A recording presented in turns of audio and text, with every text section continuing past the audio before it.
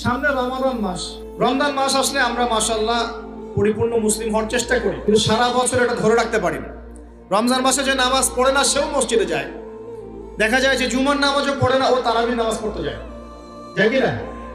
রমজান মাস আসলে আমরা মাশাআল্লাহ রোজা রাখি, মানুষকে ইফতার করাই, দান সদকা করি, আমরা যাকাত দেই, তারাবি পড়ি, কোরআন তেলাওয়াত করি, আমরা মাশাআল্লাহ অনেক আমল করি। এই আমলগুলো কি একবারে ধাপাস করে ধরে ফেলা সম্ভব?